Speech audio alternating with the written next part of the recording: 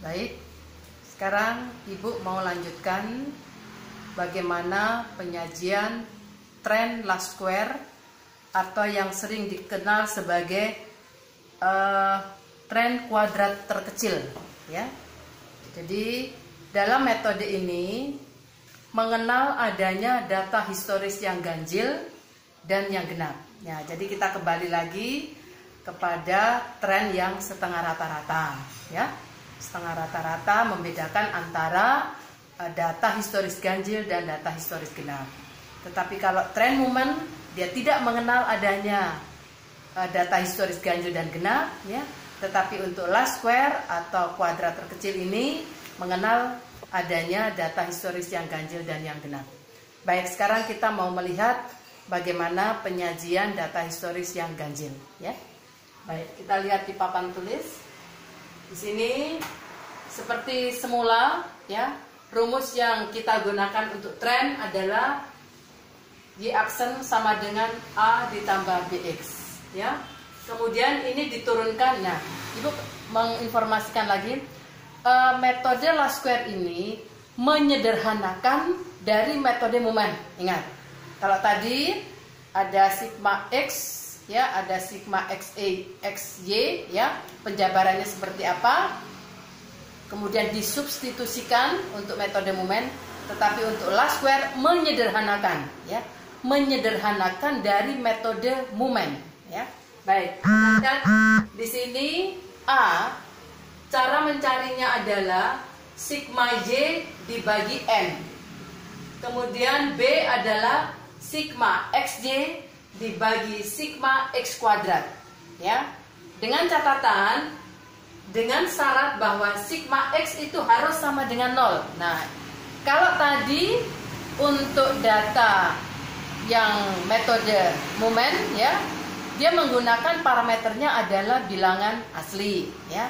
Tetapi kalau untuk last square, parameternya itu dinyatakan sigmanya atau totalnya itu harus sama dengan 0. Seperti itu, ya. Itu yang harus dikuasai. Nah, nanti bagaimana data historis itu parameternya, ya, sehingga totalnya atau sigmanya itu harus sama dengan 0, ya. Baik, kembali kita lihat di sini. Contoh adalah data ganjil dari bulan Januari 2009 sampai dengan bulan Mei 2010. Ya, ini 2010 karena di sini Januarinya 2010. Ya, baik. Berarti ini nanti pertanyaannya keliru 2011.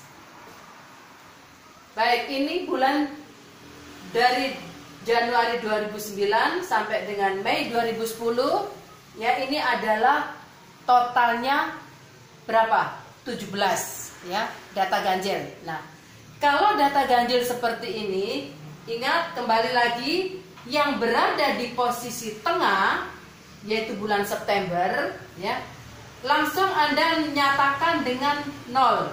Ini parameternya, ya. Parameter untuk bulan yang berada di tengah harus dinyatakan 0. Sehingga bulan yang berada di atasnya 0 ini menjadi bilangan yang negatif dan di bawah 0 adalah bilangan yang positif, ya. Mengapa seperti itu? Karena kita mengejar nilai, ya, sigma X harus sama dengan 0. Seperti itu, ya. Sehingga di atasnya 0 ini kita menggunakan bilangan asli tetapi negatif, maksudnya, ya. Jadi mulai dari 1, 2, 3, 4 dan seterusnya pakai min atau pakai dalam kurung sama saja caranya, ya. Kemudian yang di bawah 0 ini adalah bilangan asli yang positif, ya. 1, 2, 3, 4 dan seterusnya. Sehingga kalau kita jumlahkan parameter X ini, nilainya akan menjadi 0. Seperti itu, ya. Baik, kemudian kita lanjutkan bagaimana dengan XY-nya. Sama seperti tadi, ya. Kita mengalihkan antara Y dan X atau X dan Y, ya. Sehingga di sini akan ketemu bilangan positif dan negatif. Kalau dikalikan akan menjadi negatif, ya. Min 20.000, min 13.300 dan seterusnya, ya. sehingga total dari XY adalah 31.300 ya. Kemudian lagi kita mencari sekarang X kuadratnya ya. X kuadrat ini kita mengkuadratkan dari nilai X. Ingat, min dikali min X kuadrat, min 8 dikali min 8 hasilnya plus ya 64, min 7 kuadrat menjadi 49 dan seterusnya, sehingga total dari X kuadrat atau sigma X kuadrat adalah 408 ya. Udah sampai sini Ibu rasa sudah paham ya, tidak jauh berbeda dengan metode yang sebelum-sebelumnya. Baik, kita sekarang lanjutkan, terapkan rumus ya. Kita mencari A sekarang dan kita mencari B. Rumus A, sigma Y dibagi N ya. Total Y Anda lihat di sini 40.750 dibagi dengan N. N-nya tadi adalah 17 ya. Sehingga ini kita bagi, hasilnya adalah 2.397,06 ya. Kita bulatkan menjadi 2 desimal ya. Kemudian B-nya rumusnya sigma XY dibagi sigma X kuadrat ya. Sehingga di sini sigma XY atau total XY nilainya 31.300 dibagi dengan sigma X kuadrat atau total X kuadrat nilainya 408 ya.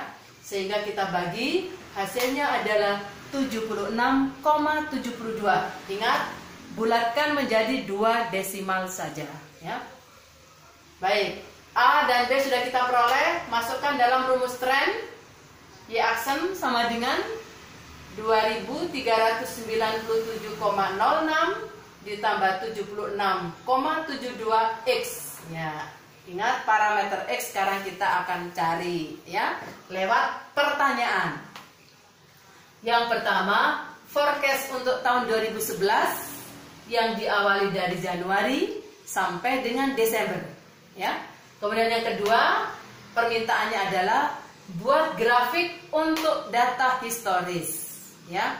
Buat grafik untuk data historis. Artinya data historis ini Anda cari dulu trennya. Seperti itu ya. Baik, ini kita uji coba ya. Kita uji coba menjawab yang pertama.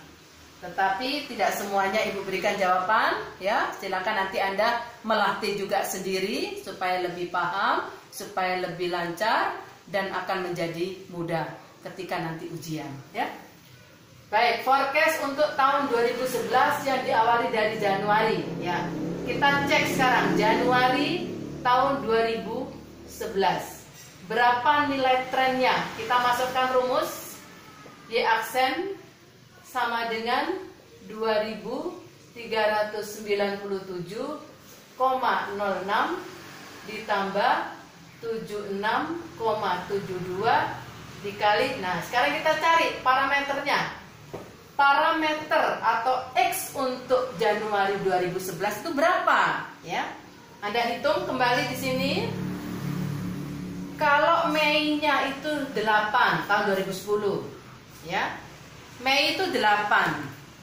Juni berarti berapa? 9. Diurutkan seperti tadi, ya. Mei 8, Juni 9. Juli 10, Agustus 11, September 12, Oktober 13, November 14, Desember 15, berarti Januari 16. Seperti itu ya.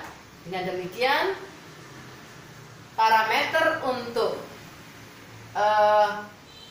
bulan Januari ini adalah X-nya sama dengan 16 ya. Tinggal kita masukkan, sekarang tinggal dijumlahkan. 2397,06 ditambah perkalian antara 76,72 dikali 16. Hasilnya adalah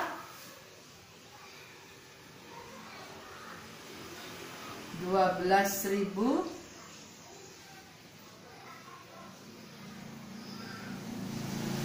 berapa nih? 12.275 koma. Gak kelihatan komanya nih ya. Artinya dicoba ya, caranya dicoba, nanti akan ketemu kira-kira Y aksen untuk Januari itu berapa. Yang penting caranya seperti itu ya.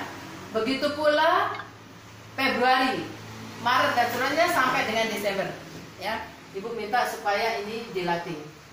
Itu yang pertama. Kemudian yang kedua, Anda buat grafik ya. Sebelum Anda membuat grafik, Anda harus mencari tahu dulu berapa tren untuk data historis.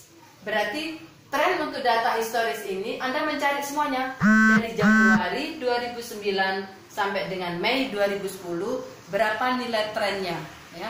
Setelah dapat nilai trennya, Anda tuangkan di dalam grafik ya. Ini garis vertikal, ini horizontal ya.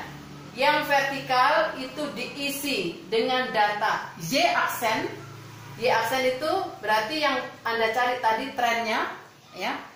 Kemudian di sini adalah apa? X-nya. Ya. Ini Y aksennya. Ini X-nya. Sehingga nanti bentuknya seperti apa grafiknya? Seperti itu ya.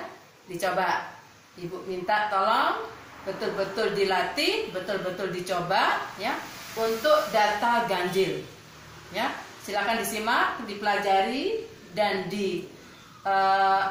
dicoba ya. Ketika muncul pertanyaan, bingung dan sebagainya, silakan diajukan ya. Ibu tutup dulu sampai di sini. Sebentar kita akan lanjut dengan bagaimana penyajian data yang genap ya. Ini yang ganjil. Terima kasih.